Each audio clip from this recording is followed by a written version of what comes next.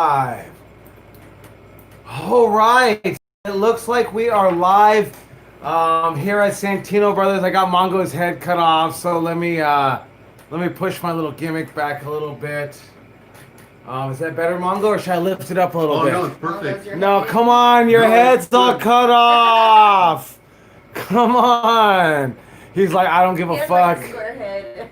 All right, all right, here we are. Thank you guys for tuning in to Talking with Santino Brothers. I don't have a name for it. We're just, Tri-Tip Tuesday. yeah, it's Tri-Tip Tuesday, to be honest with you, because, That's what started. yeah, that's what started it all. Mongo was like, hey, man, he actually told me it's Taco Tuesday.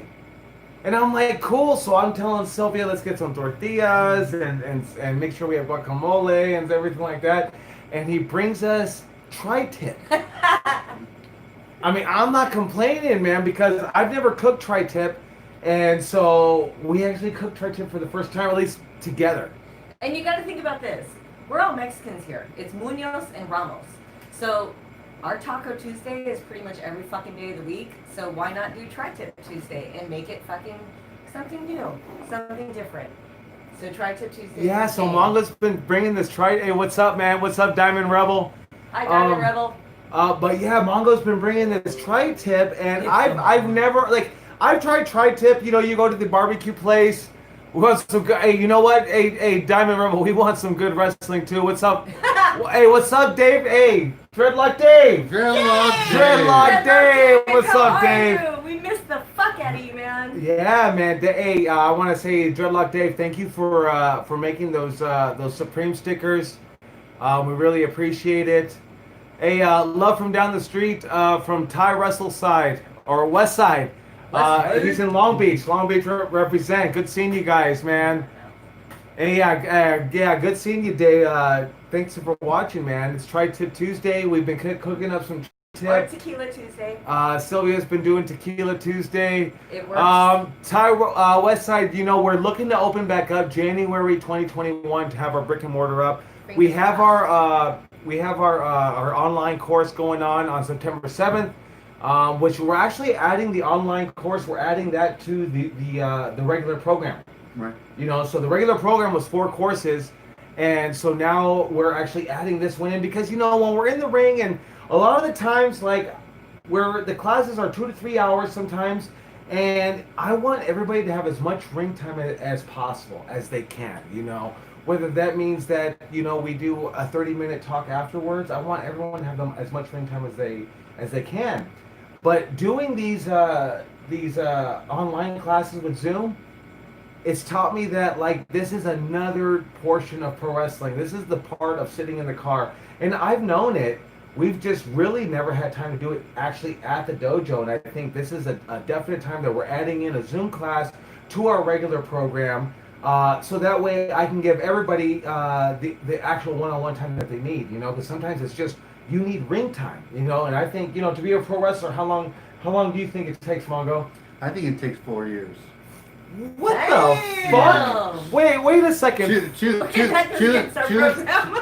a half to 4 years, I would think, because a guy has to mature. Now, okay, wait. Okay, As you know, straight 'cause- as training and no shows or anything? I'm talking about like from top to bottom, because you can't expect an 18-year-old guy, 19-year-old guy, 20-year-old guy. It has to be very special if he does, but to be at a mature level in life. I'm talking about being a man, not just being a wrestler. You know, because you're renting cars, you're flying, you got to show up to these dates. You miss a You gotta flight. be fucking responsible. I mean, yeah, you got to be responsible. I would never book you again if you missed a flight for being negligent. What's right? up, bad brother? Good evening to you too, man. Sorry to cut you off. I just wanna- It's okay, but it's just what I'm saying. You just got to be a So mature you're person. saying 4 years of just training, no shows, or you're saying they debut and do shows? in Debut between? and do shows and get Okay. the learning experience So of it's being kind on of the like road. they get their virginity taken off by doing the shows. Right, and top to stuff. bottom. Okay. Right? The reason I'm so surprised is because Mongo's always been, how long does it take to be a pro wrestler? It's 2 years. You know, you tell me. And here at Santino Brothers, we go through the program itself for 12 months. 9 to 12 But then it months. takes, what I tell everybody, like, that's why I tell you, hey, well, I'm putting you on shows, but I'm not going to pay you. You're more than welcome to go get booked on other shows, and if they pay you, they pay you. Learn to negotiate. But here at pay. Santino Brothers, for the next year, after you finish the program, you're not getting paid because it's now on the job training. Correct. You know, because but I'm at 2 years now. You tell me it's 4. I say 2 to 4. Oh, okay. Well, 2 to 4. Well, Yeah. see, no, it all depends on the person. Because some people, it's a little bit quicker and they pick shit up a little bit quicker. Others, you need to coax them out a little bit Right. longer. It depends how bad you want it. If you're coming 3 days a week, 1 day a week when you start on the road, That's or you're true. taking a lot of bookings, less bookings. I mean, it's really up to the individual how bad they want it. Hey, And I hate to say it also matters if you're a boy or a girl. Hey. Because girls get more bookings quicker. they get more bookings quicker. Yeah, we have more opportunities. Okay, how do we get to talking to wrestling so soon? When I haven't even finished talking about Tri-Tip Tuesday. Yeah, Tequila Tuesday. we're talking about Tri-Tip Tuesday. I've never cooked Tri-Tip, and so Mongo brings this Tri-Tip over, and so I'm just like you guys. I'm on YouTube. Oh, here we go. I'm 14 years old. I'm hoping to get into wrestling business. I live in New York, and would you guys give a new guy? Hold on. Thinking about training with Dr. Tom Pritchard. Dr. Tom Pritchard is an incredible trainer. I mean, this is the guy that trained The Rock. So if you're thinking about going to the Dr. Tom, you're going to be in incredible hands. Yeah. So yeah, you definitely just and any But advice it's that old I school. It's not this new age cake and ice cream. It's going to be a little bit more old school. if I can give you any advice, is just love this business. Love this business with a passion. Respect this business. And it's not about like, and I'm going to tell you, Dr. Tom's going to notice that when you love this business with a passion, but it's not about having him notice. It's about just loving this fucking business with everything you got. You know what I mean? If you love this business with a passion and with dedication, there's nothing that you can't do in professional wrestling. So if you're going to go to Dr. Tom Pritchard, that's like, man, a leg up in the business right then and there, man. This is the guy that trained The Rock, among others. You know what I mean? And so, hey, if you're gonna go to Dr. Tom, you're ace in the hole with that. Go and I tell a lot of guys, especially the guys watching on YouTube right now. You know, they hit me up and say, "Hey, I want to go to your school, this, that, and the other." I tell them first thing, and I don't know. You tell me what your thought is. I tell these students first thing is find a reputable school in your area. Sometimes I'll ask, "Hey, what area are you in?" They'll tell me I'm in New Jersey. Oh, then check out the Monster Factory. Why are you going to come all the way and live out in LA? And then when you go out and live out in LA, you struggle out in LA. It's expensive as fuck. Oh my God, it's so expensive and it's terrible. And maybe you guys got the money, but hey, you have money that you need to waste on gear, on seminars, on boots, on all kinds of stuff that you need to use your money on. So, but that's what I always tell people. You know, but they still are determined to come to Santino Brothers. And I think that's a testament to what we do at Santino Brothers. But I also think the whole thing is David Atlantic and Long Beach. Hey, Tri-Tip is bomb. It's the bomb. But the thing about Santino Brothers is, it's just having that love and passion for professional wrestling, and I think that's what Mongo, Sylvia, and myself have. But you tell me. Like I actually tell guys, what area are you in? Find a reputable school in your area before you thinking about changing your whole life, because you might get 1 month into professional wrestling and then think, but fuck this shit. Yeah, this ain't for me. Now you're in California. You know what I mean? I'm getting paid to get my ass kicked, and I'm out here with the highest rent in the world. So make sure you want it. This guy says he's been watching since he was 9 years old. Haven't missed an episode of WWE. I've been watching since 5 years straight. I have the passion within me. I feel it's what I was born to do, and that's exactly what you need to do. Because I tell you, when you try to break in and we watch WWE, we all want to be the world champion. I mean, I think. Oh, go ahead. Go ahead. I guess before you go there. Go ahead. Hey, go ahead. Everybody says this is all they want to do in life until they get kicked in the face, right? So I guess before you make that statement, you want to soul search yourself and make sure this is what you really want to do, because there's a lot of sacrifice or no guarantees. And Chaos is telling you to go to well-known school. It's because he loves the business and he's not selfish and he's not greedy. And here we try to teach you to learn as many different styles as you can, not just our style, because you're going to learn just different styles and you're going to figure out what you like and what you don't like, right? Yeah. Also, you also got to remember, this kid right here is saying that he's watched every episode of WWE, but WWE is not the Indies. It's a rude fucking awakening when you look at WWE versus the Indies. So make sure this is what you really want. Make sure you're passionate about it because you're going to be, at the beginning, paying your ass to get your ass kicked. So think about it. If this is what you really want, this is what you're passionate about, and you're going to bleed, sweat, tears, dedicate everything, then fuck it, do it. But don't expect it to be glamour and like, hey, I'm going to be like a Hollywood star or everyone's going to love me. It's a fucking hard-ass business. So it's like, you got to take the love and the hate, and you got to learn how to fucking adapt and grow from it. Oh, go ahead, Mongo. And I was going to say, at the same time, be proud of yourself, because at being at 14 years old, I didn't know what I wanted to do, right? Good I point. didn't. Only Joey did. Only No, Joey no, did. no, Oh, I must be nice. I didn't know what I wanted to do. I just wanted know. to be Well, I guess so. president at the age of 6. I always No, wanted to you hang out didn't. with my Uncle Lester. Hey, this guy right here, Ty Russell, says he grew up on Hoover Street in 81st, right down the street from us. Hey, man, I'm from Koreatown. I know Hoover Street well. One guy asked, "Is it really hard?" It ain't easy. Is it really hard, Mongo? It's I as hard as you mean, fucking make it. if you ask me, is pro wrestling really hard? It is, but it's probably going to be the greatest thing that you ever do in your life, because I've had people from all walks of life that have self-made careers, that have corporate careers, and they come to wrestling school, and I ask them, "Why are you coming to wrestling school? You're doing good in life," and they say, "I don't want to live with what it coulda, shoulda." It's true. And they come to the wrestling program, and I tell them straight out that it's not going to be easy. That wrestling is hard. That the chances of you coming through like a class with Heather Monroe and Guy Cole of 36 people, they were the only 2 people to survive. Only the strong survive in professional wrestling. It is hard. It's not just physically hard, but it's emotionally, mentally hard. I mean, speak on it. I mean, you've got to be mentally strong, and I mean, we've had students come through here who they've been like balls of fucking steel, balls to the wall, and they can take it no matter what. We've also had students who at the beginning of training, they come an hour early because they have to get rid of that anxiety attack that they're having right before training. So wrestling, it is what you make it. It's either going to make you stronger or it's going to make you weaker and make you doubt yourself. You got to fucking dig deep, find it within, and find out what the fuck you want and what the fuck you want to be. If it's in the wrestling industry, then you've got to have thick skin, because you know what? You got to take the good with the bad. It's not always going to be fucking cake and ice cream, pretty fucking roses, and everybody loves me. You know, it's a hard fucking business, but the pride and the confidence you find in it is fucking astounding. There's nothing like it.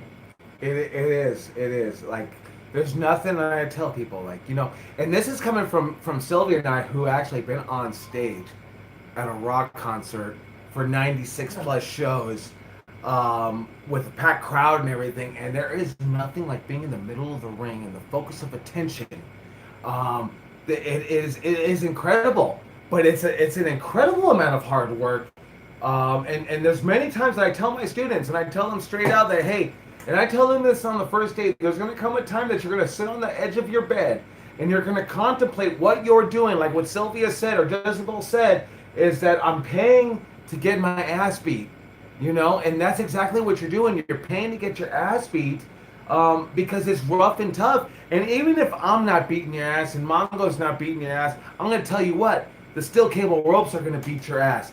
The steel ring is gonna beat your ass. The poles are gonna beat your ass. Like, wrestling is incredibly tough, and I mean, I've seen people come from all walks of life to come to the training school. I've seen people come with silver spoons in their mouth, and this is just something that they want to do. I've seen some people come with at the end of their career, their long laid a reputable career, and say, I want to do wrestling because I don't want to live with woulda, coulda, shoulda.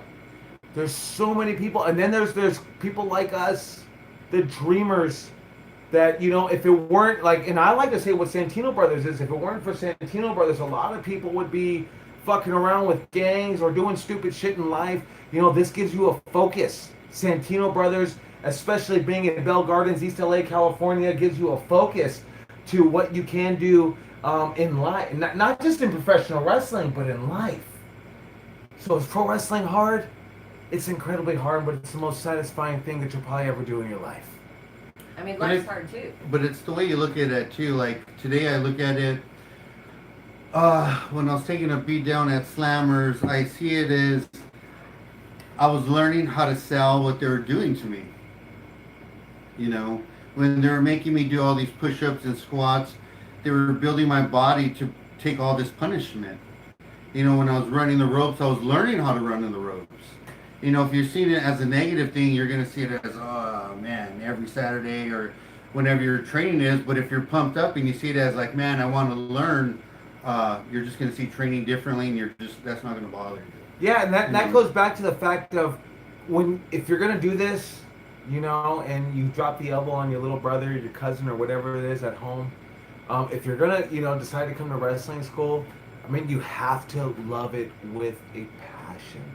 If your love is to be on TV, probably do something else. This is not for you. You know what I mean? If your love is to I can only be the main event, then probably this is not for you. If you could just love professional wrestling, and I'm telling you this because people see the love that you have for professional wrestling. You know what I mean? Like if I have somebody who's got a bad attitude and is incredible, or if I have somebody who is average but I can see that they love wrestling and I can see that they are coachable and I can see that I can mold them, I'm more willing to work with that person than the person that's ace in the hole 9 times out of 10. You know what I mean? And I think like that's why I tell people. And then at the end of the day, here's the real deal. Here's the real deal. I don't know what the percentages are. 90%, 80%, whatever the percentage is, 75%, don't make it, man. And when I say make it, whatever it is, that's why it's got to be what you want it to be, man. You know, if you want to monetarily make it, you might be part of that, whatever, 80% that don't make it. But if you love this business, then you're not going to lose anything in life. You know what I mean? It's almost like a fetish. You've got to love it so much that you got to love getting your ass kicked. You got to love being able to tell that story. Sometimes you're triumphant, sometimes you're not, and sometimes you're the one who's selling on the ground and selling like you're in pain. And it's not about making money. It's not about fame or anything. It's about how much do you want it? How much do you love it? How passionate are you to entertain that crowd and to get them to laugh, to cry, to get pissed off, and just know that in your heart and in your soul that this is what you want to do and this is what you can do. It's like I said, it's almost like it's almost like a drug where it's an addiction. You know? I would say that's almost like the easy part too, because then you got to think, okay, you're like a small business and you got to invest in yourself, right? This is your office right here. A gym membership's not free. Buying steak and chicken breast and protein powder and tri-tip and go tanning and buy real professional wrestling gear and real wrestling boots. That starts adding up, you know. It ain't cosplay, people. Trying to get yourself booked in Texas, you might have to fly yourself out the first time, doing seminars, showing up to different shows, driving to a location trying to get booked. It's not free. You got to spend money on gas, car, whatever. The sacrifice. So it's like a lot of sacrifice, you know, with no guarantees. It's worth it. But it is worth it. You know, and you'll find a way. I mean, you'll find a way to contact WWE, TNA, you know, to get a booking. Yeah, that's the old say, right? Find a way through, around, or over. So, that's all also right. this first song that's really cool. Oh yeah, it totally is. All right, we actually have more questions, so I just want to kind of go through those real quick, and go through the questions. Hey, well, you didn't even finish Tri-Tip Tuesday. Yeah. I know I haven't, but the people, Let me tell you real short. I brought some tri-tip over. Cal said I don't know how to cook tri-tip, and he aced in the hole. Right? Next 3 weeks later, tri-tip Tuesday. Yeah, I mean, okay, so before I get back to the questions, I mean, yeah, so I put this tri-tip on, and I went on YouTube, just like you guys are on right now, and I was like, you know, because YouTube's the how-to era. That's why I decided to put how-to videos of professional wrestling.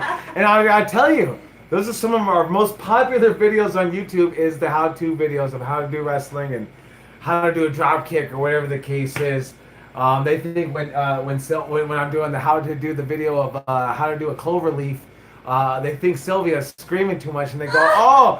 They said, like the comments that I read are like, oh, my roommate thought I was watching porn, and I came in and they said, hey, what are you watching porn? I go, no, I'm watching wrestling. Like, fuck you. Okay, I'm from the old school era that when you were taught to sell, it was like, Pretend like you were getting fucked, whether it's Oh, violent jeez. or whether it's Who the fuck taught you this shit? Hey, I started at Rev Pro, okay? Or no way, XPW. yeah, okay. Okay, hi. Let's be XPW real. is the place that taught me how to sell. And they Rev start pretending Pro. like you're getting fucked. Okay, Rev Pro is a little bit of, cake and ice cream, but it was cool.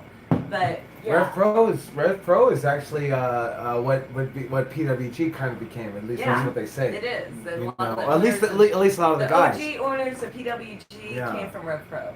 Yeah, and there was Sylvia training over there, bringing her antics, And bringing there her was me and antics. my innocence. Or Innocence. lack of. Yeah. Hey. Did you ever go on any road trips at Rev Pro? Oh God, let's not even talk about the road You don't want to trips. talk about it? Well, I mean, we could talk about some, but some, is this an X-rated podcast? Oh my or... God, no! I mean, it's not for kids, but Jesus Christ, we're not X-rated. Okay, if we're keeping it R-rated. All right. So, anyways, he brings this tri-tip. So I go on YouTube to watch this tri-tip on how to cook a tri-tip, and they actually say just sear it 5 minutes on one side, 5 minutes on the next side. And I'm looking at my tri-tip. In the grill, by the way, not in a. Yeah, on the grill Not outside. On the grill. Maybe you know what? Maybe next week we'll go live on it. But I'm looking at this tri-tip. I'm like, this thing is like 2 fucking pounds, and it's at least like 2.5, 3, maybe. Looks like a fucking kid. Yeah, maybe 3 inches thick.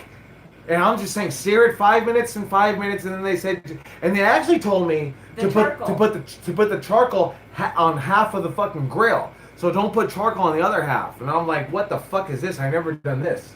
Right. And so I sear it 5 minutes, I throw it on the other side for I think it was like 10 minutes. And as a matter of fact, we've been working on it. I think the first time I seared it for 5 minutes, and I threw it on the other side for 20. These guys loved it. I still want to see the red and the pink inside. He likes his shit. And let me get me wrong, that shit was good. It was good. It was good. But It I was want to see the pink. It was good. So the next week we went, I tried to do it again. I think I did 5, 5, and 10. But you also had 2 smaller strips too. Yeah, right? remember we had this. But we also did the other side. We did the tri-tip, right? We did the third side, and it was good. It was really good fucking meat.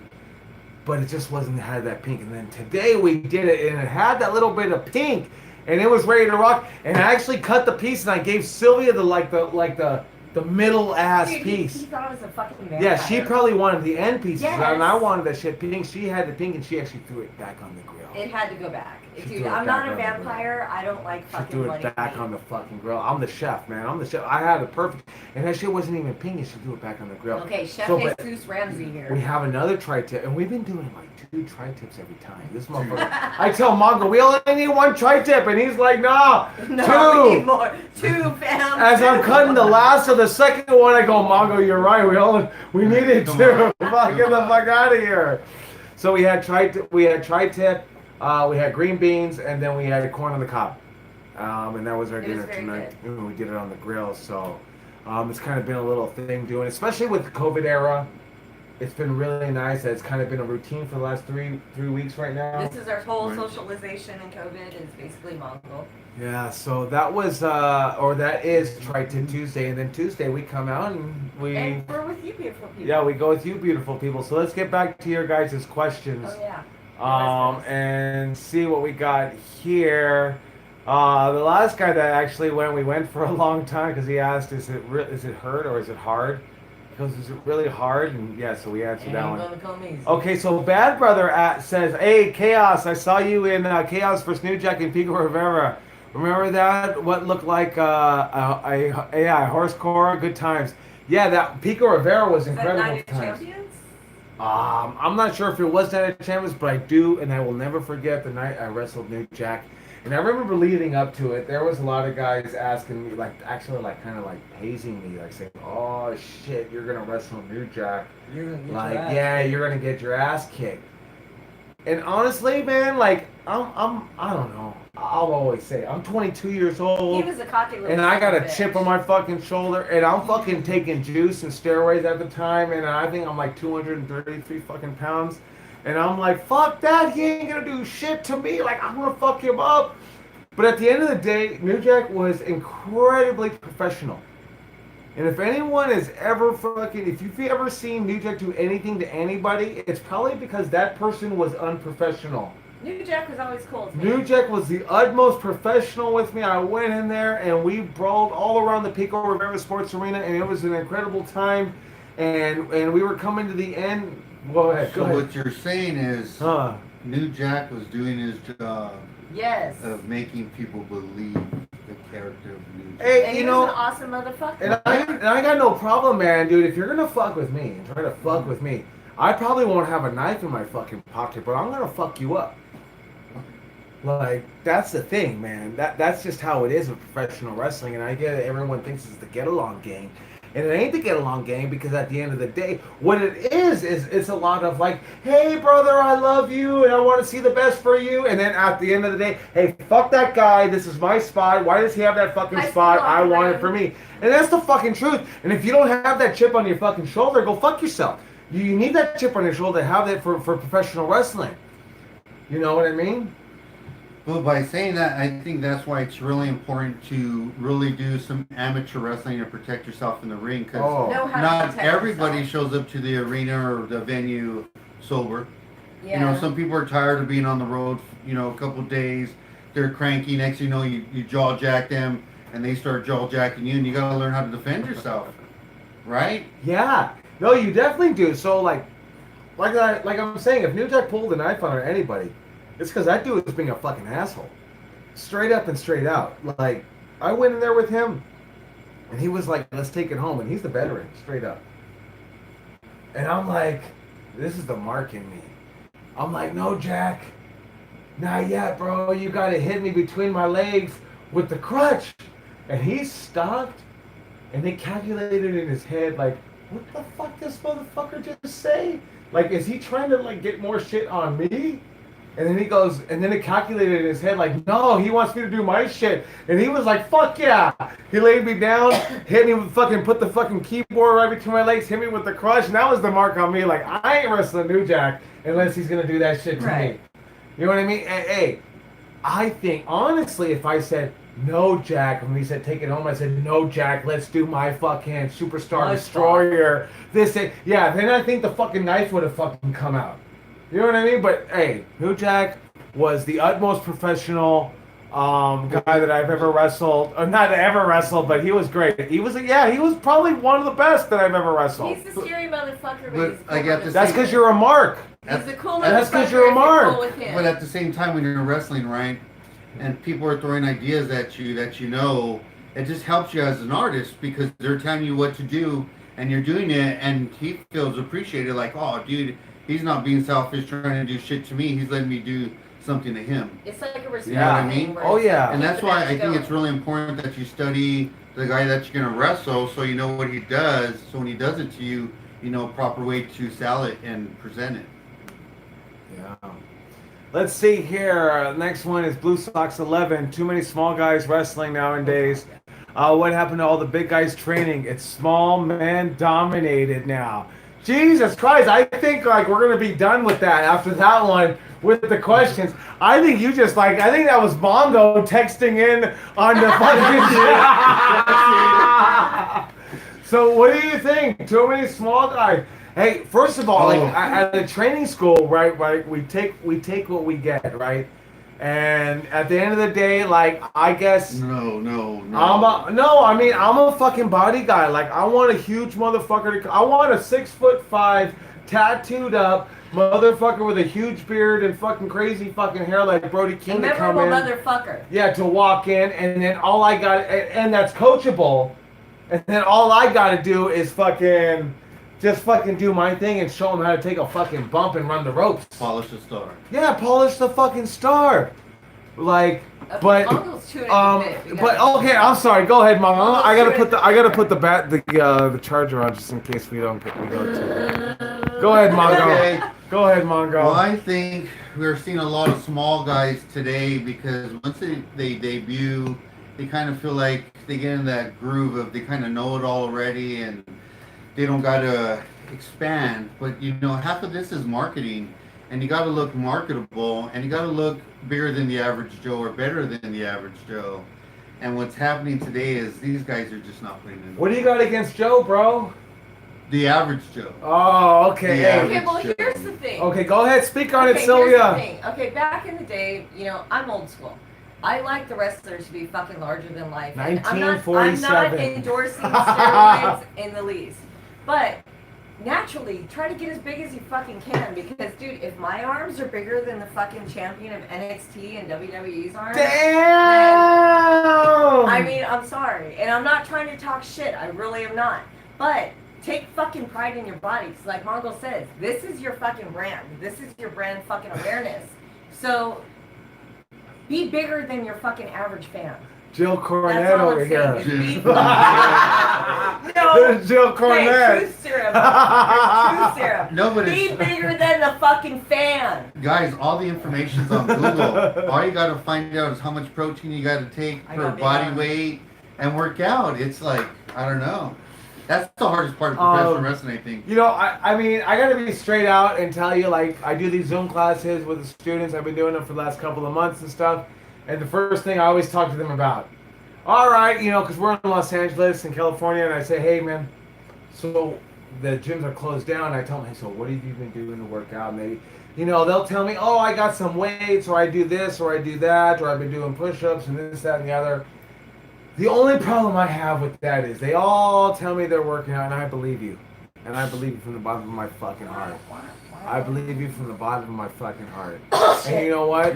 Fucking Ringo fucking believes in you. Ringo ain't even here. Mongo fucking believes in you. But yeah, but the truth is, like, I see you guys, and I'm like, I don't see a change or a difference. There are some of you. Okay, no, for There example. are some. But the first thing I always tell them is to, you gotta hit the weights. You gotta get in the gym. And then I always even try to tell them, listen, man, I get it. You're not a body guy. You don't want to be big, this, that, and the other. Pro wrestling's gonna beat you up.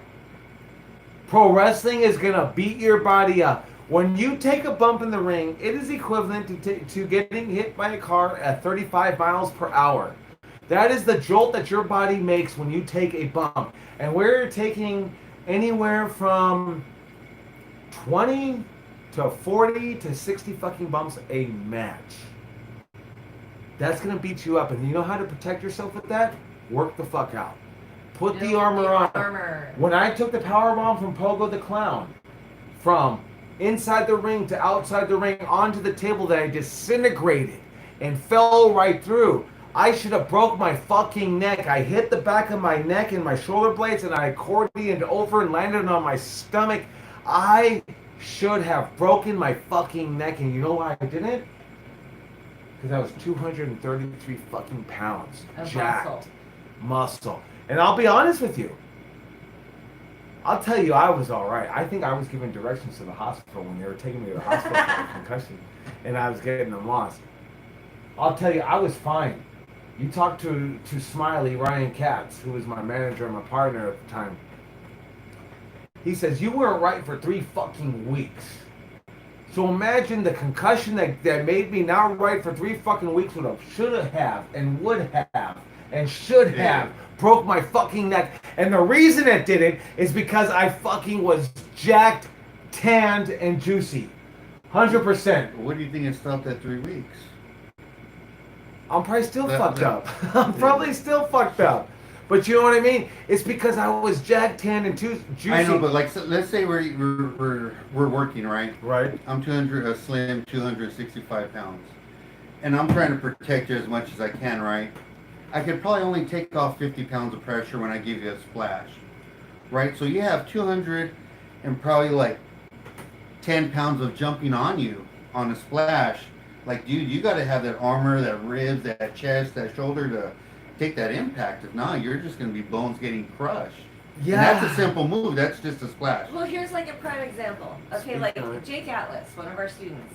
He left here. He had a great body. He had a good body. I'm not going to talk shit. But I haven't seen him for a while. And Joey put him on. He said, oh, Jake's on TV. Let's watch him.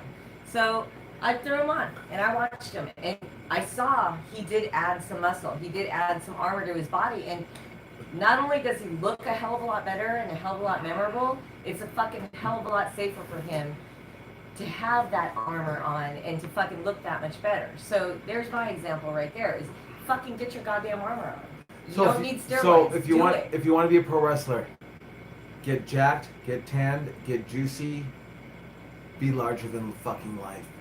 And Yes. you'll feel better. You'll actually feel like a pro wrestler. You'll believe in yourself. And you'll start a fucking believing hell in of a lot yourself. more. And you know why you're gonna feel like a pro wrestler?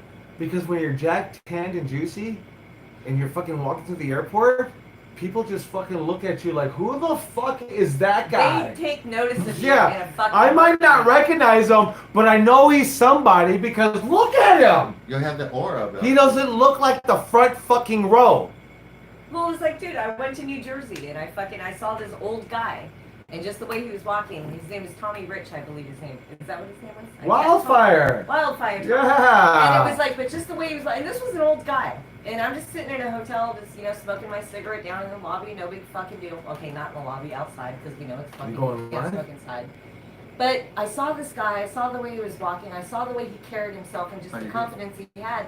And I went up to him and I just said, hey, I go, are you a wrestler? And it ended up to be fucking Wildfire Tommy Rich. And the guy was fucking amazing and I ended up talking to him for a while. But it's all in how you carry yourself. It's all in how you create yourself. You create your body visually, mentally, psychologically, passionately. And that, I don't know if you guys want to jump in on this, but it's all in how you fucking carry yourself. It's all, and and I'm not going to talk because fucking my ass is overweight, but it's all in how you fucking have yourself and how successful you want to be with yourself. It starts from within. Yeah, it definitely does. But and so I always try to preach that wrestling is gonna beat you the fuck out, so you might as well put meat on the fucking bone, as Mongo would say. And you want to be, and then what all Male those old, or female. what Jill Cornette says, what Jill Cornette says is, hey, be bigger than fucking life. So, but yeah, you know what? The trainings do come in small. Sometimes they do have a package like dynamite. They're small, but they're full of dynamite. And that's even for you chicks. Don't fucking be the skinny cute girl. Fucking throw some goddamn meat on your bones. It's okay. I always tell Jezebel that she needs to write a book.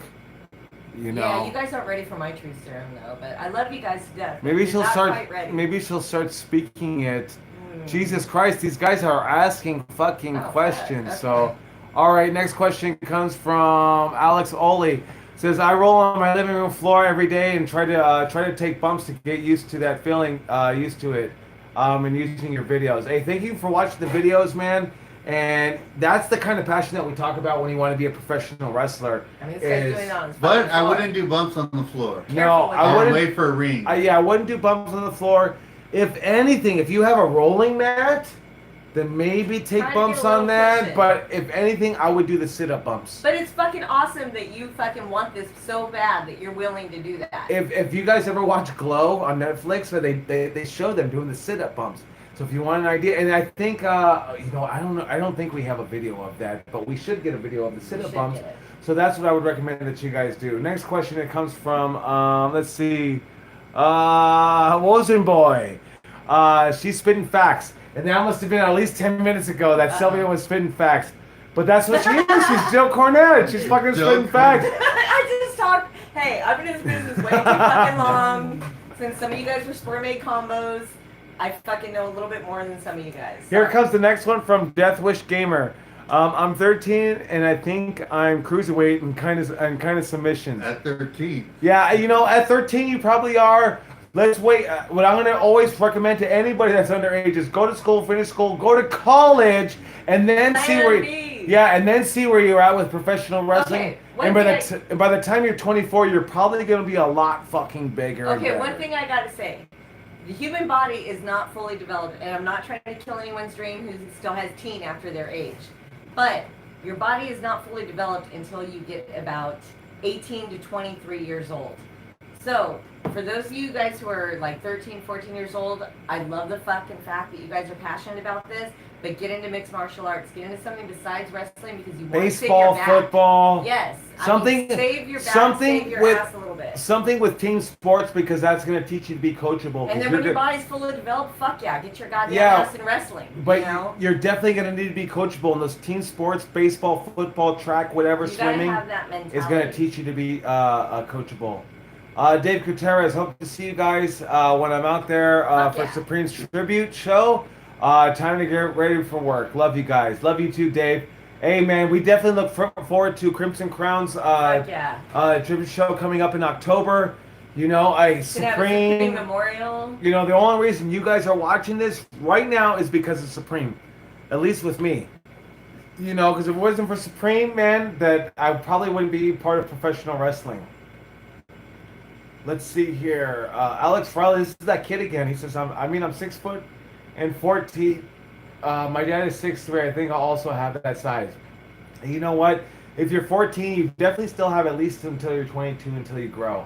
Until you complete your I would say complete get full into size. MMA, get into fucking, some sort of martial arts. I would live life and get team sports and get life experiences because you're not going to Enjoy realize life a little bit. in professional wrestling you're not going to realize how important the life experiences are until you need to cut a fucking promo. I mean, get some of these fucking, Right? get your heart broke over some of these crazy bitches because they're out there. And I mean, get a little Really bit of life important. under your fucking. Okay, I'm sorry. Sometimes you guys get so enthralled and into professional wrestling that's all you know. You need to have life experiences to become a great character. That's going to help you in professional wrestling, right, Mongo? And do stuff. Go to birthday parties, hang out with your parents, Socialize. go see sister, because when you get into professional wrestling, that's kind of taken away. And we know Or it's you hard in kind the of middle of COVID. you sacrifice that, to go do wrestling. Blue Sox 11 says, do you have people who do it on the side and don't want to go big? We do have the weekend warriors. We do have some guys who they just want to come to training. We have some guys who I just want to do small shows and I want to be a big fish in a small pond. And it's basically what do you want to make of it? Is basically how far you're going to take it. I tell everybody, like, as you come in and we just talked about my Uncle Supreme. My Uncle Supreme never had any desire to go to WWE, and I would sit there and go, bullshit. I would tell him, bullshit. You don't mean it when I go to WWE, this, that, and the other. And he was like, I got a wife, I got a kid, I got a job that I like, and this is just what I love to do on the weekends, and it's something extra. And I always thought, like, bullshit. No, dude, everybody's got to have that goal to want to go to WWE. That's not true. As I became a trainer for the last 12 years in professional wrestling, I have learned that everybody has a different reason on why they want to do this in professional wrestling. The first one is the woulda, coulda, shoulda. I don't want to live with the woulda, coulda, shoulda. Whether I'm 50 years old, I'm 40 years old. A lot of people come and ask me, hey, I'm 40 years old. Is that too old? And I tell them, well, you tell me at 50 years old, are you going to be too old? And are you going to say woulda, coulda, shoulda? If you're going to tell me that you're going to say woulda, coulda, shoulda at 50, you might as well do some fucking shit at 40. Well, let me ask you this. Was your goal to ever get to the WWE when you joined professional wrestling, or you were just joining professional wrestling to hang out with Supreme? I just joined professional wrestling to hang out with Supreme, and then I was opened up into the world of professional wrestling, and I actually fell in love with it, and I always fell in love with it and doing it, and I mean, of course, I always wanted to be the main event or do this, that, and the other, get a contract, but at the end of the day, I always thought I was fucking around. And I wasn't a pro. I'm just a guy who goes to a ring and I'm a guy who goes to the gym and shoots hoops. I'm not an NBA player. That's how I thought. I didn't know how small the wrestling community was that I was going to be training for a little bit. Someone was going to send our tape in and want me to wrestle on professional shows, whether they're independent professional shows or not. They wanted me to wrestle on these, and I couldn't believe why you'd want us to do that because we're just having fun. So I never had the desire, the only desire I ever have is to really want to just do it. And I've been telling Sylvia, I have the desire to. I think I want to wrestle. See, that was because you weren't thinking about money. You were just thinking about performing your art. Yeah, art. At the same time, promoter was just thinking, I don't got to pay these guys. Let's just put these guys on the show. And you were just happy of being I was on the just show. happy to fucking be on the fucking show. Yeah. Well, not everybody wants WWE. Right. I mean, I started in this business when I was 30 years old. And I was told straight out from Jesse Hernandez, who I have utmost respect for one thing, I needed fake tits. And for another thing, I needed blonde hair. And he kept saying, oh, yeah, you'd be a good enough manager to get to WWE. But I never wanted WWE. I wanted to have fun with my life. I was 30 years old. I knew what I wanted out of life, and it was to fucking have fun. And WWE just, I watched it my whole life growing up as WWF, and it was nothing I ever wanted. I just wanted to have fun. I wanted to be the person who, in my mind, I could be. So it's like, it doesn't matter what your fucking goal is in wrestling. It's like, what is your goal in your heart? So whether it's WWE or whether it's the world or whether it's fucking stay local, it doesn't fucking matter.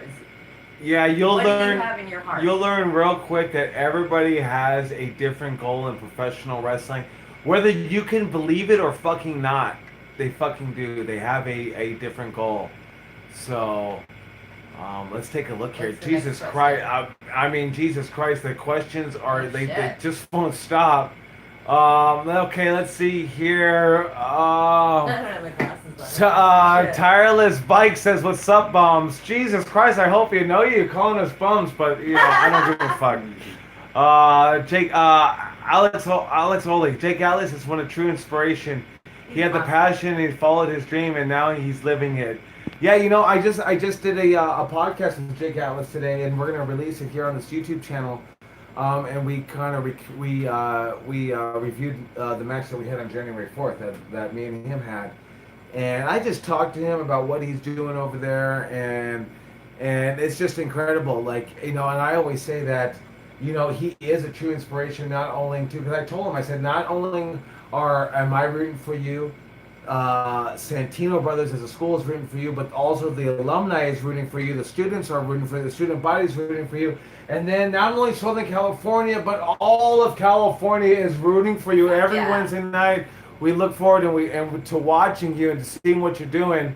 And just, yeah, you know, if you're inspired by Jake Atlas, and hopefully you guys can watch what me and him having the podcast together.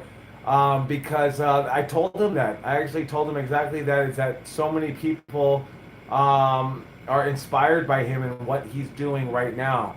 You know, so Scott Peterson says hello, Scott Peterson.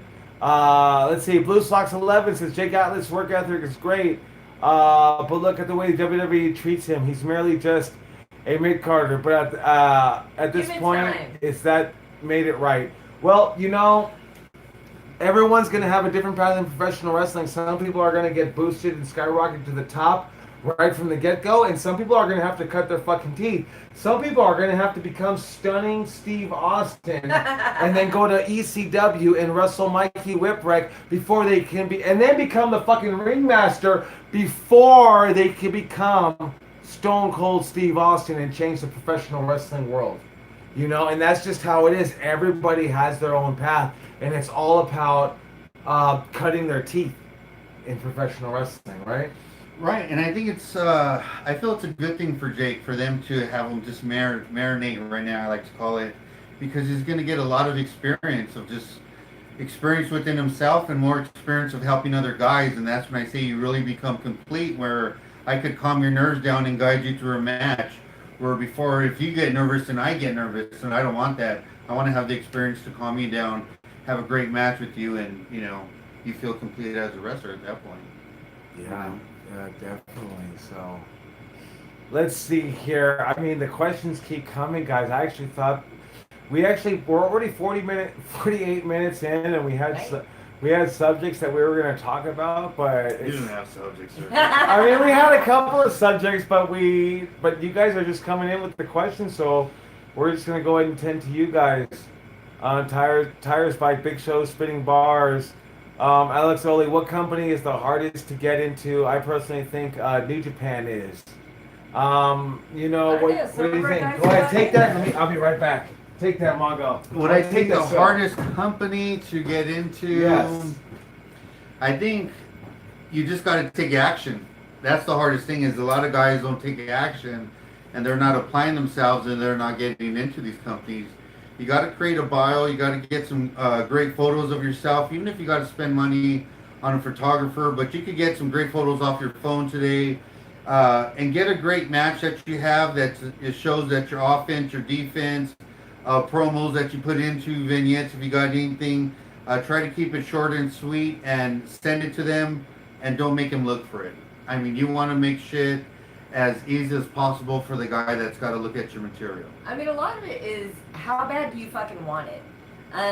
Every company is going to be hard to get into, but if you apply yourself, if you know, it's like there was a guy, Mikey O'Shea, and he's a guy who I've known from wrestling, and some people know of him, some people don't. But every fucking week for years, the guy would write to WWE, and almost every time he became an extra. So a lot of it is the company may be hard to get into, but how bad are you trying to get into that fucking company? Are you applying yourself? Are you submitting the best? And don't send them a fucking 20-minute clip and not even tell them who the fuck you are. Send them a highlight reel. Tell them, I'm the guy in the blue trunks, or I'm the guy in the red trunks. Let them know who the fuck you are, and make sure that the videos you send them, you're standing out. Because I get a lot of calls where, yeah, dude, tell Chaos I want to work for his company. Well, who the fuck are you? Why would we want you if you're just going to call me and say that? Make yourself be wanted. Contact the fucking companies. Stay on their ass, because they may not need you this week, but they're going to fucking need you one of these weeks. And as long as you show your passion and show you really want to be with that company, because you and a fucking 100 other guys, if not thousands of other guys, are trying to get that same fucking spot. Show that you fucking want it more than everybody else. Make yourself more fucking memorable, but do it respectfully. Don't be an asshole. Fuck! She's spitting the knowledge. Hey, what's the hardest company to get into? Your first one. Your first. Yeah, right. Your first one. So. Or Santino Brothers. Yeah, I mean, you could sit there and we could sit there and say Ring of Honor, WWE, AEW, but it's honestly the first one and getting through training. What country or what company are you the most hungry to get into? A lot of the times I like to tell people is get through training first and then we'll talk about that, you know? Yeah, we've had too many guys come in and as soon as they walk in, they haven't even fucking gone near a ring. They've never even had the stink of the ring on them. They're like, I want to be WWE champion. I have no clue what this says, but MLG360 says, look at Big Show's head. So I don't know if he's talking about Big Show or talking about Big Show over here. Big Show. We got this head right here. They calling you Big Show? You look like Big Show? No, I don't think so. Blue Sox 11 again says, get your higher education and train at the same time. WWE Kane once said that this is the business, not for dummies. I mean, 100% true. There you go. I back Kane 100% on that. Professional wrestling is a thinking man's game, and that's exactly what I teach you guys. Because I can teach you guys the moves, I can teach you guys the clotheslines, rolls, and running the ropes, and superplexes, and this, that, and the other, dust destroyers, blah, blah, blah, blah, blah. But at the end of the day, I gotta teach you psychology. And so, and you have to be able to read people. You have to be able to read the audience's psychology if you have to audible it out or anything like that. So, professional wrestling is a thinking man's game. I like to go in there and wrestle. And then when we were talking about this with Jake Atlas, and I was saying, do we call anything? And he was like, no, we didn't call shit. Because that's how I love to do it. I like to go in there and freestyle, perform the art. And my brain is working 1,000,000 miles a minute. Just to get the art out there. And I think it's really important to do that sometimes because when someone does a move to you, you know how to sell it better. Yes. You know, it's because it's a surprise compared to knowing that something's going to come to you, kind of go through the motion. Your sales going to be more magical. You know. It's a surprise. We just did a Zoom class last night talking about selling. Selling is so important. You know what I mean? Like, you have to, I tell the guys, study World Star Hip Hop, study MMA when these guys get knocked out, study their bodies. Like, is professional wrestling a meathead sport?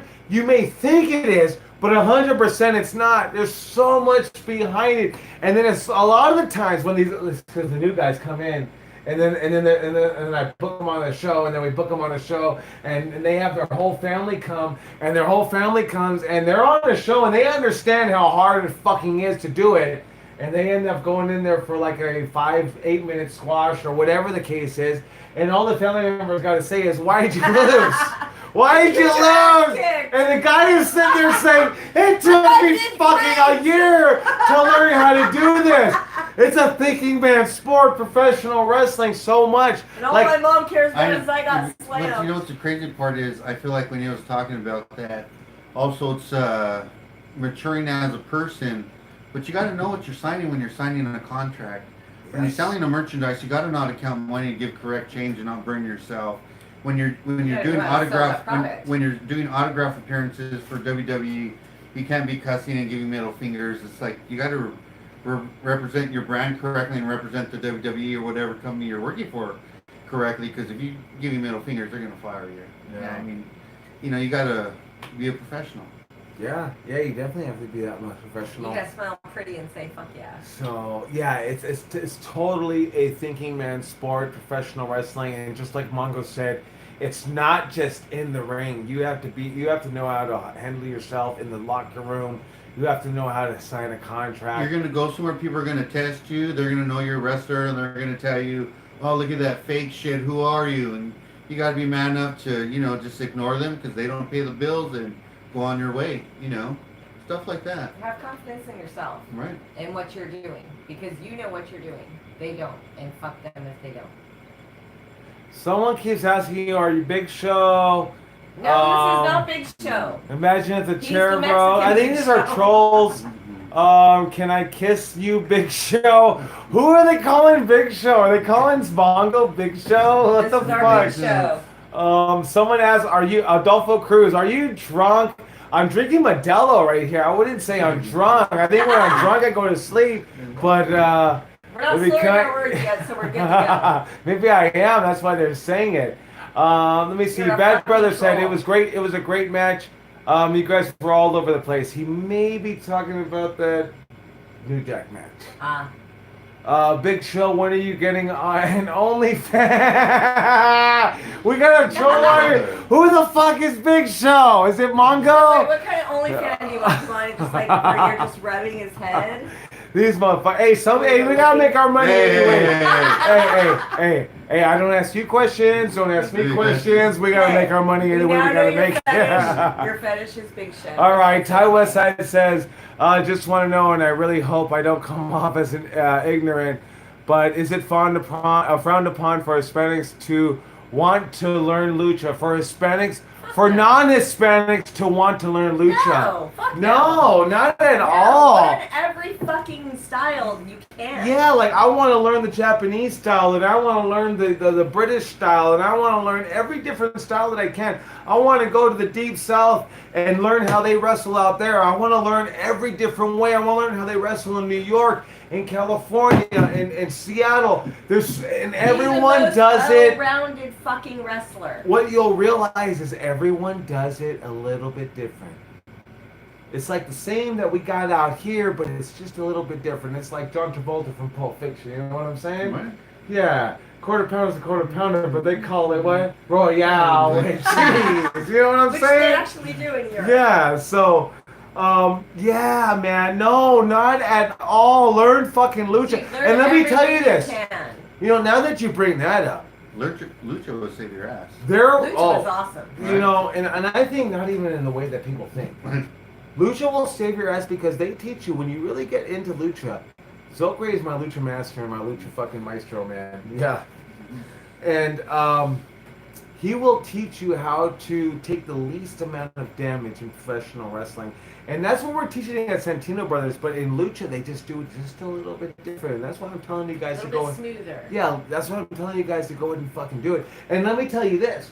When I was coming up in the mid-90s, man, like, I love lucha, but to the American wrestlers or American wrestling fans, like, lucha was frowned upon. Like, they don't sell. They just run back and forth. They don't do spots. If you look forward It's comedy. If you look forward to, yeah, it's comedy. If you fast forward today, everything that we do in American wrestling is comedy. Fucking, they don't sell the spots. They just move fast and do this, that, and the other. And I'm kind of like, that's what guys are already doing anyway. But I think for a lot of people, it's different. Because we're out here in Southern California, we know lucha like the fucking back of our hand. Like, you can't probably learn professional wrestling out here without learning lucha. Yeah. Even if you come out here and you're just a guy like me, I'm just a guy who just wants to learn professional wrestling. I can't help but knowing so much about Lucha Libre. You have to learn, because you're going to wrestle lucha guys, you're going to wrestle on lucha shows. It's just, you just fucking learn it, bro. Well, it was like I was in wrestling, and the first few shows I was on were lucha shows. And it was like, oh fuck, there is a little bit of a difference, but you adapt. You got to adapt to everything. So you got to learn as many fucking types of styles that you can. Yeah, no, it's definitely Hey. not frowned upon. If you ever do a dive and your fall's not going to be that great, and at the last second you got to do a roll and not take a pounding, that's where lucha really helps you out to protect yourself. No, it really does, because I was taught by Zolkre to take those bumps but not take full damage, you know? Yeah. So, man, I don't know what to tell you, bro. They got so many fucking questions on here. Roll the wheel, find a question. I mean, geez, I thought we were only going to go an hour. We're at 1 hour right now. Adolfo Cruz thinks we're funny. Ty Westside, what is the main thing that causes wrestlers to fall out of favor with each other as far as ring work? Bad attitude. Yeah, I mean, It could be shitty a attitude. variety of things, but yeah, bad attitude. I mean, if you're talking guys like Bret Hart and Shawn Michaels, that's probably definitely. I like to think about it as chip on your shoulder. If I don't want to be better than Mongo, like I shouldn't be wanting to fucking do this. If I just want to be the mid card, you know, we fall into the mid card because we're striving for the best, but we fall into the mid card. That's just how it is, you know. Well, and don't then be you that guy who thinks that there's nothing else to learn. I went through training, man. I learned everything. I don't need training. I don't need you to tell me anything. It's like, dude, sometimes critiques aren't meant to be criticisms. They're meant to help you along. Yeah, so I mean, there's always going to be a problem. There's always going to be a problem, and I think a lot of the times in professional wrestling, it's a lot of the fake shake. Ooh, I hate fake shake. You know, and I don't fake shake. well, you know, I don't know if I don't fake shake. I'll still shake your hand because of professional wrestling, because I respect professional wrestling. Even if I may not respect you, the tradition of professional wrestling is to shake your fucking hand. Like, fuck COVID, this, that, and the other. If I'm going to lock up with you, I'll shake your fucking hand. Well, you know what? That brings up a good point, because I Oh. read a post on Twitter recently, and basically, don't get all scared yet. Hey, we're going to Twitter post already? We got questions still. Okay, well, no. Okay, this is going to kind of pertain to it, I guess. I don't know. And my tequila filled mine it well. But, you know, he's talking about fake shaking, and I read a post recently where a guy's like, dude, don't get mad at somebody because they may have anxiety, and that's why they're not shaking hands.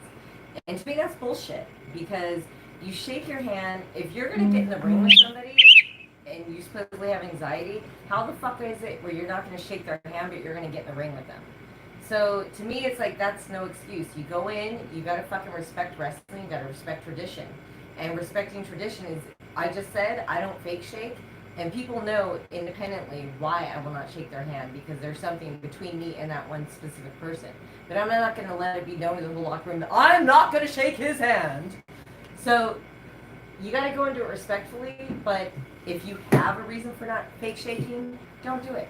But don't use the excuse of anxiety. Oh, I'm not going to shake his hand because I'm too afraid. No, I think professional wrestling is the perfect place to be able to go up to anybody and shake their hand and introduce yourself. You know? Need to. It's It's tradition. not even that you need to. It's right. It's like what Mongo would say, and what I would say is that you shake someone's hand because you're a fucking man, or because you're a person, because you wanna.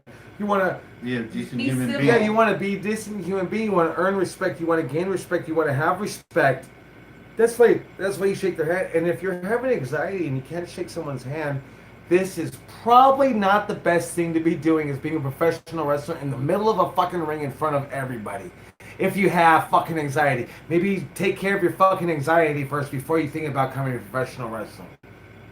And in all fairness, we've had students who have had anxiety, and they come in early and they get through their anxiety. This is professional wrestling. What part don't you fucking understand? There you go. That's all I'm trying to say.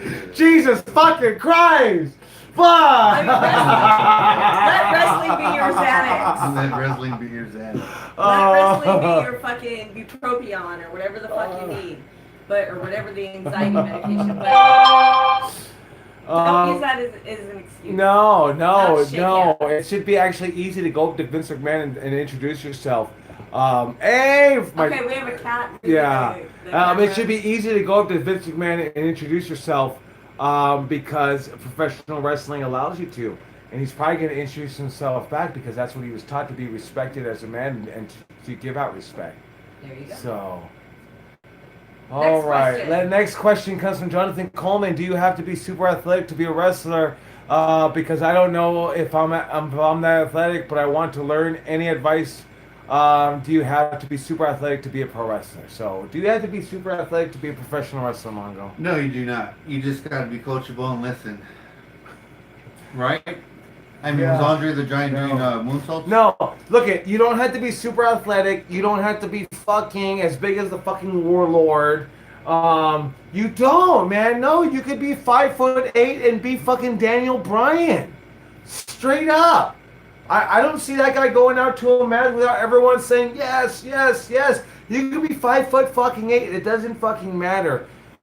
Do you love this fucking business with a passion? Well, what you that's need. what it boils down to is how much you love this business.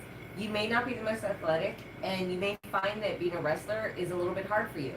But there are so many different aspects and so many different jobs you could do in this industry and still be part of it and still be actively part of wrestling and not actually be a wrestler. For me, example, I'm not really an athletic person. I found that I'm not a great pro wrestler, but I was a great fucking manager.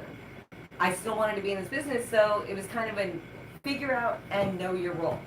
So even if you're not the most athletic, what can you bring to the table? Are you a good talker? Are you a good manager? Hey. Are you a good referee? It The- doesn't matter. The best thing is like what Mongo said, be coachable. So when your coach says get bigger, get better, get stronger, get faster, do it. You're right. You know what I mean? You don't have to be Yeah. super athletic. Like some people might be like super athletic, but you don't need that in professional wrestling. Can you tell a story? How can you create your art?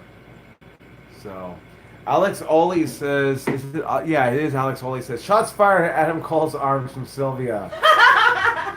How did you know I was talking about him? Let's see here. Ty Westside, what's the best way to add mass? Big homie, like no BS. I'm 6 foot, 160 pounds. It's hard for me to keep weight on. What am I doing wrong before I say fuck it and just juice? Juice Go, up. Mongo. Mongo, You, speak you of gotta it. eat. You gotta eat like gotta almost eat. You gotta double eat. your body weight. You know, you just gotta eat. And that's the hardest thing about bodybuilding is eating. Because when you get tired of eating, you gotta force yourself to eat. It's not the working out part.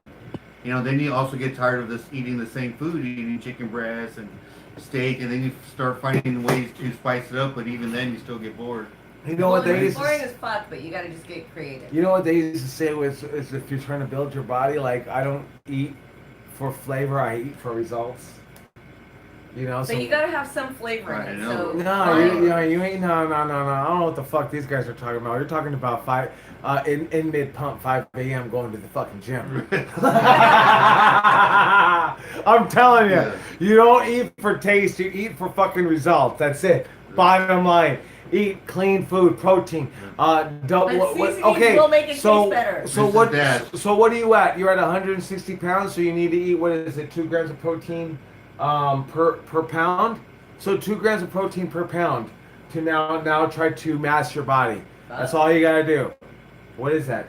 And you gotta 160 invest. plus 160. What I is that? suck it now. 320. You know that. You gotta 300 invest in yourself. Buy protein shakes. Buy protein And that bars. might be per You meal. know, That might be per meal, not per day, right? Am I Right. wrong, Mongo? right? I think it's per meal.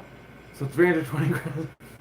I don't know. That doesn't sound right. It Just- might be fucking per Just day. for the record, Hey, we I are want to not say, nutritionists. eat. You gotta eat protein. Yeah. Bulk up. Bulk up. Eat. Be Hey. consistent working Hey, out. so if you're 160 pounds, start eating peanut butter, man. Just try to put some size on, because then when you put the size on, then we can chisel you up. But there are other ways besides juicing. That's. Oh, what I gotta please say. don't juice. Please don't juice. First of all, don't juice. Work out to your fullest extent to the max. I mean, you gotta think about Even it. the- Juicy might make you look good right now, but in the long term, it's gonna give you an enlarged heart. Some people say it gives you a smaller dick, so no guy wants that. Even but if I mean, you- the health problems in the long term are not worth it. So No, try to no, do bro. other ways naturally. Even if you're thinking about juicing, don't do it, bro. I'm gonna tell you, work out to your fullest.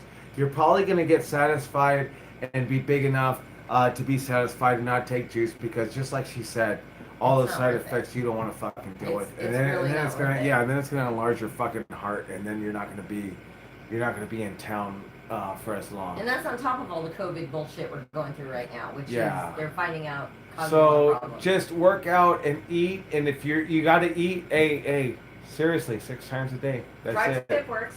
Yeah, you got to eat 6 times a fucking day. That's it. Tri-tip works. You know, even when you're full, you got to do it. So. And healthy carbs. You know. All right, let's see here. Chad Anthony says, "Hey Joey, what's the best way to deal with lack of confidence?" Oof, that's a tough one. You know what? No, it's not. Yeah. Shit. No, it's not. Okay, Joe How knows. to deal with lack of confidence. Understand this straight up and straight out. Ain't nobody give a fuck about you. Except you. Ain't nobody cares about you. They ain't thinking about you. They ain't. Hey, even when people say it, talk about, oh, my haters. It ain't Fuck haters. your haters. It's like fucking 2 trolls on fucking Twitter. It ain't haters. Fuck. And compared to your 500 people that love you, you want to give talk and love and praise to the 2 fucking haters. Nobody gives a fuck. Them. Nobody gives a fuck. Do you They believe in don't. yourself? That's No. all you need. 100%. Believe in your fucking self. That's what they tell me when I listen to Gary Vee or Les Brown or anybody or you know, nobody cares. Live the life you love the life you live. It's the fucking truth. Who's thinking about you right now, Mongo? Me. Yeah, you know what I'm fucking saying? So do what you gotta do to make it fucking happen. Who gives a fuck what I'm doing right now except me? All right, let Mongo speak on it. To be more confident, depending on what you're trying to do. If you're trying to talk publicly, like a public speaker, then obviously it's just repetition. It's about going out there and just speaking, and repetition will get you more confident. If it's about building your body, it's about working out and repetition and stuff like that. So it's the same thing. If you're trying to get a girl, it's about just walking up to a girl and, you know, introducing yourself, and then, you know, after the 4th or 5th time, you'll be more confident in what you're doing. So it's just depending on what you're Did doing. you know- Being a female, if a guy comes up to me with confidence, it's gonna be a hell of a lot more than if a guy comes up to me and is like, do you want to go out with me? Be fucking confident. Be like, yo, what's up? You want to go out? Have that confidence. Okay, so I just sounded like a total 80s player, but that's not how I meant. Yo, what's up? MTV Yo, Raps. what's up? Hey, all I'm saying, I'm old. all I'm saying is that, like, really, just do what you gotta do to make it happen. No one really Believe cares. in yourself. You know what it is? It's you in your head. Honestly, it's you. It's you being your fucking worst fucking enemy, saying that's a fucking stupid idea. Everyone's gonna fucking hate it. No, you know what everyone's gonna fucking think? Go fucking do your shit, bro, because you're doing something. And that's what I tell you. Every time I fucking do my wrestling school and do my shit and do everything I'm fucking doing, you know what people fucking tell me? Fuck, dude, I'm so proud of you, Joey. You're doing what the fuck you fucking love, dude. I just got a job, but you're fucking doing it. Ever since I've known you, you've been talking about pro wrestling, and look at you now.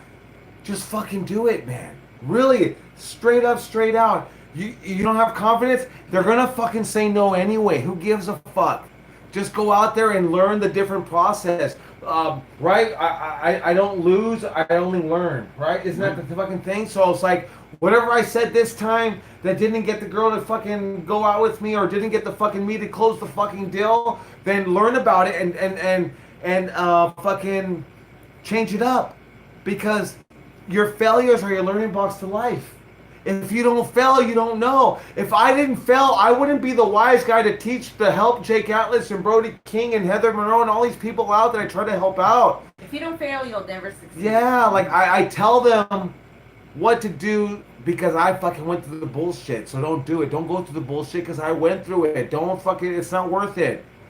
So, and I'm the biggest fucking failure. Your teachers are probably your best fucking teachers are your probably biggest fucking failures. And that's the fucking truth. That's the truth. How the fuck do they know so much? Because they failed so fucking much. That's how they fucking know. Life experiences, All right. children. So, fuck, don't get me all Okay. fucking pumped up. Comment. Hey, we're already an hour and 13. We're supposed to go an hour. Are we gonna keep going on the questions? I gotta make my bladder. It might fucking go forever, Mongo. Sorry, I gotta. How many more you want to go? You want to go 10 more or what? Yeah, we'll go 10 more. 10 more. Okay. Oh shit. All right. So let's see. Fuck. I didn't know you guys were gonna have questions. I would have probably told you guys to send them in. All right. So Chad Anthony, I hope they help you with the confidence.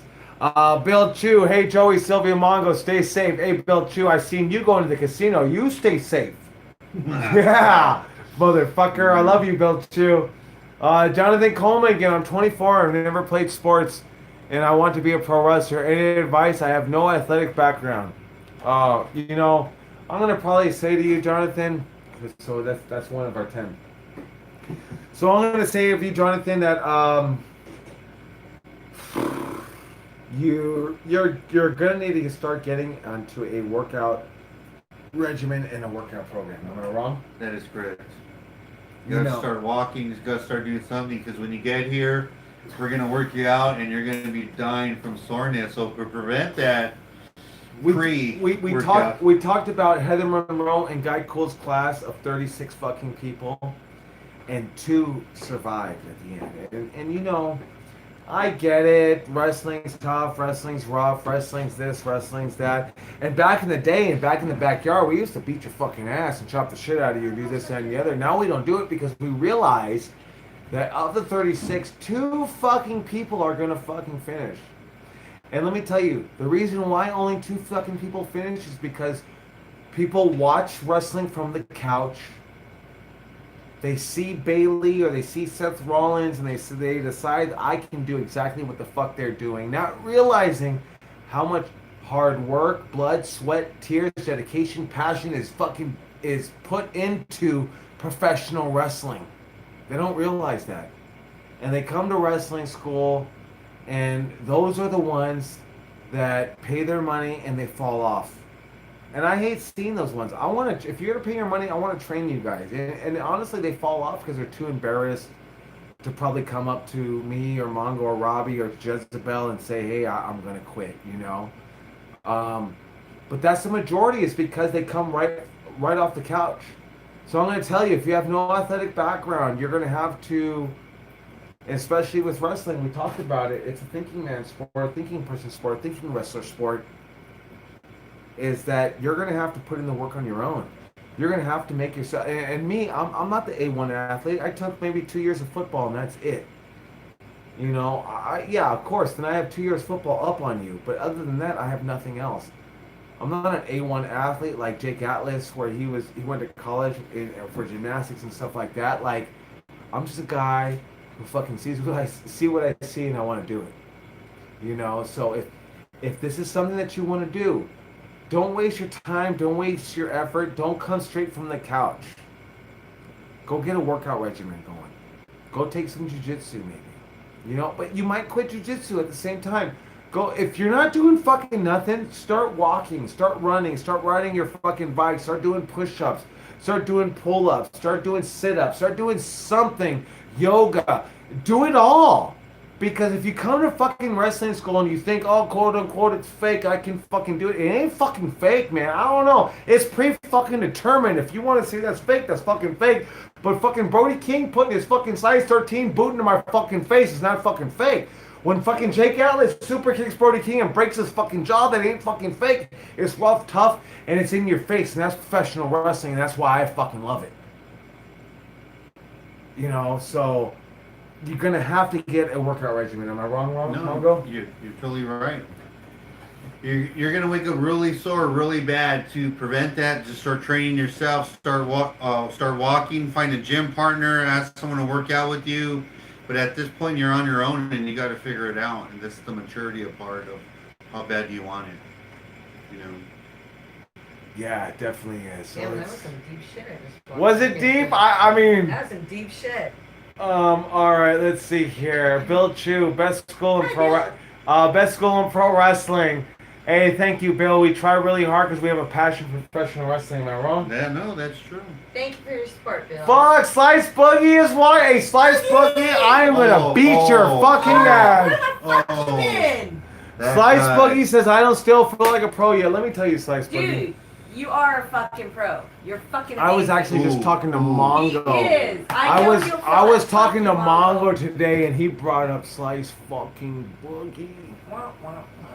Because I was saying, hey man, this COVID era, like I'm praying and I'm hoping that we that we're able to open back up in January. I want to get a building in November to be ready for January.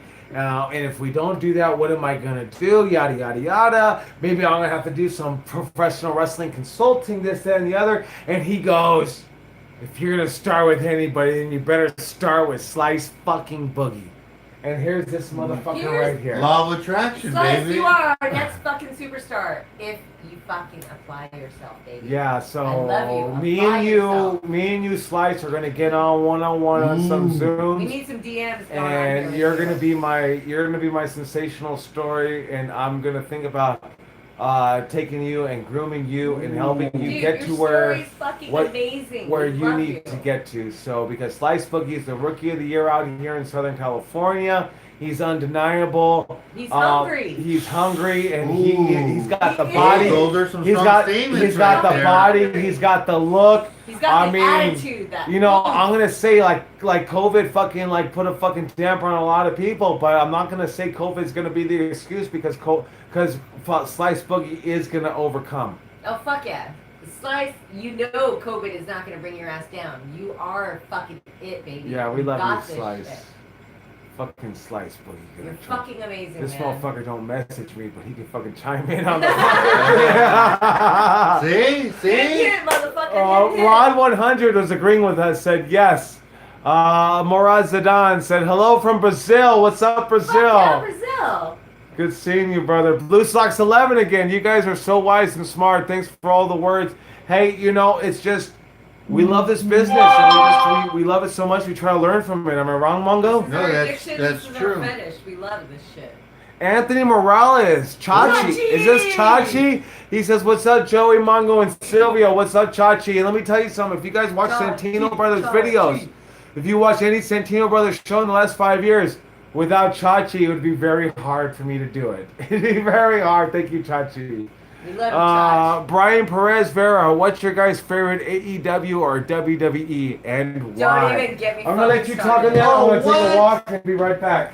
What was the question? What's your favorite, AEW or WWE, and why?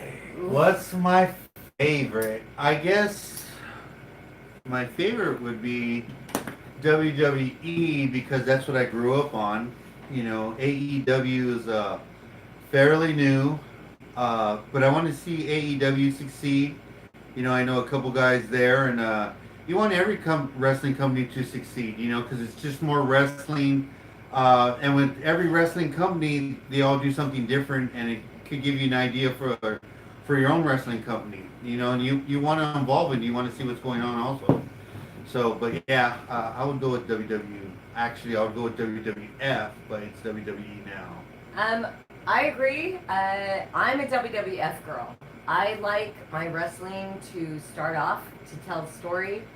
WWE's kind of gotten away from that. It's gotten a little spotty, to where you almost damn feel like you need to do a line of tweet to watch the fucking matches. AEW, I tried, man. I fucking tried. There's just AEW. I have respect for you for the fact that you are on TV and you are trying to fucking do it. I don't like I said, you lost me on the fucking women's division because some of the girls you're putting out there, it seems like they're just fucking the wrestlers and that's why they're getting their spots. I don't feel like they really deserve their spots. I'm really not into some of your storylines. It's just, I like wrestling to entertain me. I like wrestling to tell a story. Having a guy out there who I used to have mad respect for, going delete, delete, delete, and fucking acting like he's Shakespeare is just not my gig. Fucking But- Jill Jill Cornette. Cornette. Jill Cornette over here. I'm sorry. I'm just telling you like it is. I've been in this fucking business for almost 20 years. I've seen how it's progressed. Oh. Some stuff I like, some stuff I don't. AEW, I like some of your wrestlers. For the most part, I think you're just a little too comedy, a little too entertainment, and you've taken away from the actual 2 hour wrestling. You know, I just love wrestling. I love AEW. That's He does not like the fact that- that you just came in on the spot. I love wrestling and I love AEW that they're on TV. I love the fact that the Young Bucks, they wouldn't be called the Young Bucks if it weren't for me and this guy right here. Nobody really knows that AK's the story. name. And it was just writing it down, saying, "Hey, who are they wrestling? Who do the Young Bucks? Who were the first tag team that the Young Bucks wrestled? Santino Brothers wrestlers." But no, that I really love the fact. I love AEW. I love that they have. I love that they have Tony Schiavone. I love that they honestly. I'll be straight up. I love the WCW feel about it. I don't know if it's Tony Schiavone. I don't know if it's TNT. I don't know what it is, but I love the WCW feel about it. I love that they bring in different wrestlers. Some wrestlers I don't care for much about. They bring in different wrestlers that aren't under contract. I love the fact that they do that because I remember WCW used to do that shit. They used to bring in all different. You didn't even answer the question. Who do you like better, AEW or WWE? 100%. I mean, 100%. Probably always WWE. I think even back in the day in the Nitro Wars, even when Nitro was kicking WWE or WWF's ass back in the day, I always rooted for WWF, and I think that's just because that's what I grew up on. I remember fucking Andre slamming or fucking Hogan slamming Andre back at WrestleMania 3. And I think whatever you grew up on. So if you're coming into wrestling right now and you just discovered AEW and AEW gets a chance to last for the next 30 fucking years, then God bless them. I hope they do. Then that person is going to be, I'm team AEW all day no matter what. And it's just probably whatever you're going to grow up watching. So I'm always going to be team WWE. I'm team WWE, team NXT, because we got Jake Atlas on NXT. You know what I mean? So, but at the same time, I love the competition because without competition, it makes the wrestling very stale. So the competition keeps fucking everybody on their fucking toes, and that's what made wrestling so great back in the mid-90s when I started, when I wanted to get into it, when I loved it so much, was because of the competition of Monday Nitro and Monday Night Raw. Right. But I just wish it would go back to not being quite so spotty as it is now. I'd like to see a lockup every now and then. Hey, but Sylvia, that's going to be everybody's generation. Like I said, I'm very old school. The kids today that started wrestling school last year are in 20 years are going to be talking about how fast and uncoordinated and unpsychology fucking wise these kids are today. And that's the kids that we're talking about. Yeah. Because they talk because back in the fucking day they talk shit about us. So that's just how it is. I like the struggle, I like the lockup, I like showing who's face and who's heel. And you don't get that when you have to fucking do a line and tweak to watch the fucking match start. Fuck, a line of tweak. Alright, let's go to the... I don't do that shit anymore. I'm just saying that's what it reminds me of. Alright, let's see. Next question. Do you remember, what was the last question? We went off on that one. That was WWE versus AEW, which I'm going to shut up being Jill Cornette. Jill. I don't know if that's an insult or not, but I'll take it. Alright, I know we definitely have more questions. Best wrestling school, I read that. Hello from Brazil. What's up, Joey and Sil? What's your favorite? Okay, Big Show is spitting bars. That must be you, Mongo, right? Are you Big Show? How can I enter your pro wrestling school? Coming from Giancarlo Romero. Well, we're looking to open up our brick and mortar back in January 2021. For those of you kids, brick and mortar means another building. Yeah, we are looking forward to accepting signups starting early November. But if you want to start getting your education now, September 7th. Yeah, September 7th, we have an online virtual course that we're going to do on Zoom. That's going to cover a variety of subjects, including match psychology, selling, all different kinds of subjects, even getting color and gigging. So we're going to be getting into that. It's an 18 session course that we'll be covering, and we're actually, like we talked about earlier, we're actually adding that to the program itself. So now, do they actually see you scrolling through these, or do they just see your finger on the I don't think they see my finger because you guys see exactly what I see. So, okay. All right, let's see here. Let's get back to our next non-controversial question. Was there a controversial question? Well, you seem to think that my answers are somewhat controversial. You're calling me Jill Cornette, goddammit. All right, no athletics background. What's up? I keep passing it. Rip Rogers? Rip Rogers is great. I like that. I got a chance to meet him in Cauliflower Alley. I know. He was fucking amazing. I loved that guy. The wrestling business sounds a lot like the production side. I'm working hard to make it to the WWE production-wise. I'm pretty sure it is. You're gonna have to. It's pretty much like all It's cutthroat, who you just know. like the fucking in-ring business. Yeah, I know it definitely is. So if you're working towards it, you gotta do what you gotta do to get towards it and get to that fact. Obviously, I would say work towards the indie circuit to start getting the fucking feel of it. Because main thing, if you're trying to get a production for the wrestling, you need to study the wrestling. Ray Romero Jr. Oh shit! So we talked about Slice Boogie. Let's talk a little bit about Ray Romero That Jr. cocky little son And of a bitch. the reason I bring up Ray Romero Jr. and Slice Boogie in the same sentence is because Slice Boogie is Southern California's Rookie of the Year. And Ray Romero is. And Ray Romero started his career, I think it was with whatever the parameters were. I think it was last November, October, November, or something like that. And so he is pretty much my front runner to become Rookie of the Year out here in Southern California. For SoCal Uncensored, if they're watching, Ray Romero Jr. Definitely my pick. It's definitely my pick for Rookie of the Year. He's definitely had a number of matches this year. He's a cocky son of a bitch. Been a His crazy character is year. Amazing. It's been a COVID era year. But like I told him probably like 3 months ago, 4 months ago, whatever, when COVID started 5 months ago, I said, you still have to work and strive to become Rookie of the Year in 2020. So that's you, Ray Romero, and he's actually coming in with a question. He's saying, how long should a highlight reel be when sending it to a company? 30 to 60 seconds. Oh man, I think she hit it right on the head. I think you're right. 30 to 60 second highlight reel. Get your point across in 30 to 60 seconds. If they want more and they ask for more, have it ready But a and good send it intro in. letter as well. Yeah, have a good intro letter, but like I'm gonna be honest with you, no one's gonna watch like a 2 minute, 3 minute fucking highlight video of you. You'll watch it because it's you. No, you need 30 seconds to a minute. That's about the only attention span you're going to get. But make sure that your opening letter, your intro letter, is just as fucking attention commanding. Not cocky, but attention commanding. So That's good just good my hearing opinion. from you, Ray Romero. Venom for life. Hi everyone. Venom for life, guys. Glad to see you guys are live. Who is Hyde? Need to call on the fly more. Yeah, definitely working on the fly. And if you want to watch a match about working on the fly, check out right here on YouTube, Jake Atlas versus Joey Chaos from January 4th of this year. That entire match was pretty much called on the fly. Pretty much, probably except for the last 2 minutes or the last sequence of spots.